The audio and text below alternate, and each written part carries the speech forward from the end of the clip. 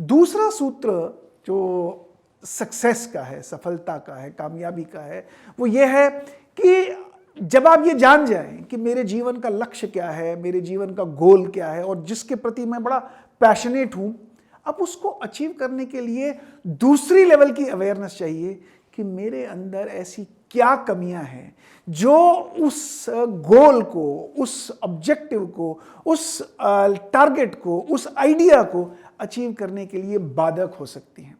अब बहुत सारी बाधाएं हमारे अंदर हैं क्योंकि हमारा बचपन से ही जिस प्रकार की डेवलपमेंट हुई होती है वो हमें बाहर की दुनिया को देखने में समर्थ बना देती है। वो कैसा है, ये प्रोग्राम कैसा है, ये कॉलेज कैसा है, ये व्यक्ति कैसा है, ये स्कूल कैसा है, ये इंस्टीट्यूशन कैसा है, इसके प्रति हमारी अवेयरनेस बहुत हाई होती है। लेकिन मैं कैसा हूं, मेरे अंदर की कमियां कैसी हैं, मेरे अंदर की चैलेंजेस कौन सी हैं, मेरे ड्रॉबैक्स क्या हैं, मेरी शॉर्टकमिंग्स क्या है, इसके प्रति हमें कभी भी किसी ने अवेयर नहीं कराया। ना ही हमें कभी किसी ने यह बताया कि हमें अपने बारे में कैसे जानना चाहिए।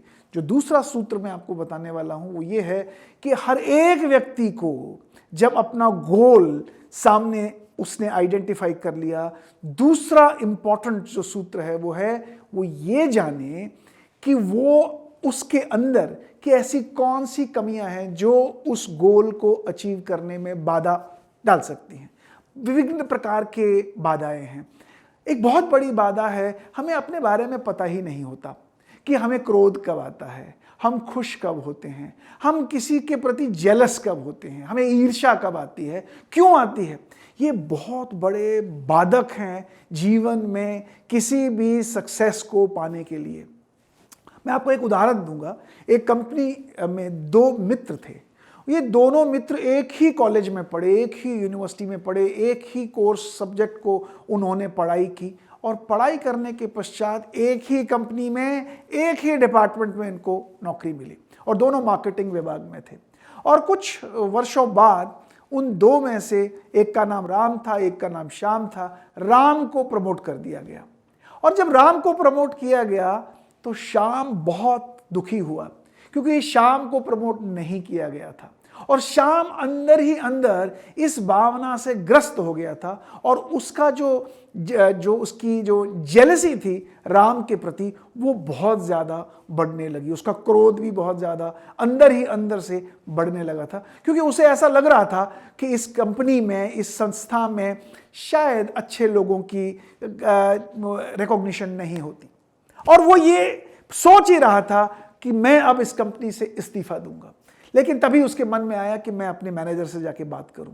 वो अपने मैनेजर से जाके बात करने गया और उसने मैनेजर से कहा कि इस कंपनी में भेदभाव होता है, मेरी प्रमोशन नहीं हुई। उसका मैनेजर जानता था कि श्याम भी बहुत मेहनती है, लेकिन वो ये भी जानता था कि राम को क्यों प्रमोट किया गया है, परंतु वो अगर सीधा उसको जवाब देता तो शायद श्याम को ये बात समझ में नहीं आती।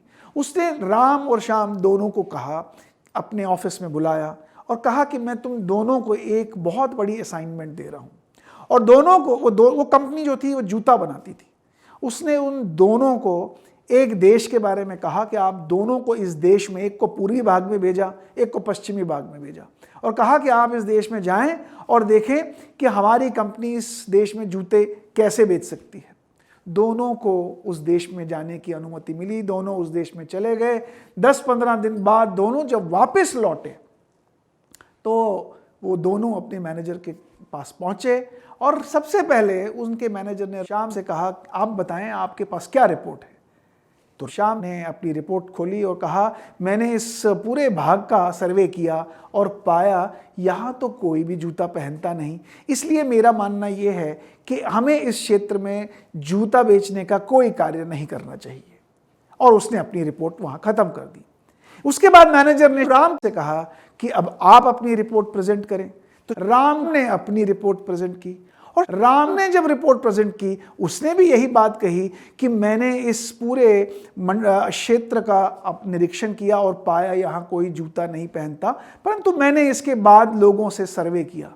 मैंने 1000 महिलाओं से बातचीत की, 1000 पुरुषों से बातचीत की, 1000 छोटे बच्चों से बातचीत की और मैंने पाया कि इन लोगों को जूते की कोई अवेयरनेस, इनके मन में जूता कॉन्सेप्ट क्या होता है, ये किसी को भी कॉन्सेप्ट, ये क्लैरिटी नहीं थी कि जूता होता क्या है। मैंने और सर्वे किया और पाया कि अगर इस क्षेत्र में हम लोगों को जूते के प्रति और सजग कराएं तो शायद यहाँ पे लोग जूता पहनना शुरू करेंगे। और इसलिए मेरा कंपनी को ये रिकमेंडेशन है कि हमें इस देश के अंदर अगले 1 वर्ष के अंदर अपनी फैक्ट्री खोलने का निर्णय लेना चाहिए, ताकि हम इस पूरे देश में जूतों की अपनी एक सेल को बढ़ा सकें।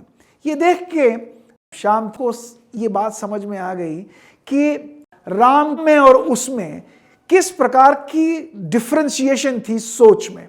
श्याम ने उस देश में जाके सिर्फ इतना सोचा कि वहां कोई जूता पहनता नहीं और वो वापस आ गया और अपनी रिपोर्ट बना दी, जबकि राम ने उसी देश में और सर्वे किया और काम किया और डिटेल्स जोड़ने की कोशिश की और इस नतीजे पे पहुंचा कि उस कंपनी को उसके और उस काम से क्या फायदा हो सकता है। ये देख के श्याम समझ गया कि मेरे और राम के बीच में क्या अंतर है और किन कारणों से राम को प्रमोट किया गया होगा। कहने का मेरा अंतर ये है, अर्थ ये है, बहुत जरूरी है हमें केवल काम नहीं करना, वो काम किस प्रकार से किया जाता है, ये एक बहुत बड़ा डिफरेंशिएटर है। हम हार्ड वर्क नहीं करेंगे, हमें स्मार्ट वर्क करने की आवश्यकता है। तो इसलिए अगर हमें स्मार्ट वर्क करना है, अगर हमें एक डिफरेंट तरीके से काम करना है, तो हमें उन बाधाओं को समझने की ज़रूरत है जो मानसिक स्तर पर हमारे अंदर हों और हमें रोकती हों। कभी कभी हमें ये बात का एहसास दिला देती हैं कि हम ये बड़ा काम नहीं कर सकते।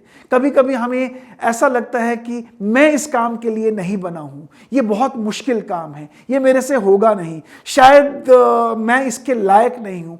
ये इस प्रकार की जो भावनाएं हैं, जिसे कभी कभी हम पुअर सेल्फ एस्टीम भी कहते हैं, जिसको हम कहते हैं कि कभी कभी हमारे मन में इस प्रकार के विचार आते हैं जो हम लोगों को, जो हमारी सोच को बहुत पीछे खींच लेते हैं। तो इसलिए जो दूसरा जो सूत्र मैं आपको बताना चाहता हूं कि अगर सक्सेस हमें चाहिए तो दूसरा सूत्र ये है कि अपने अंदर झांकें और देखें हम में कौन सी कमियां हैं और उन कमियों को आइडेंटिफाई करें और उन कमियों को कैसे एड्रेस किया जाए, कैसे मैनेज किया जाए या कैसे उनको खत्म किया जाए। ये दूसरा सूत्र। नमस्कार, धन्यवाद।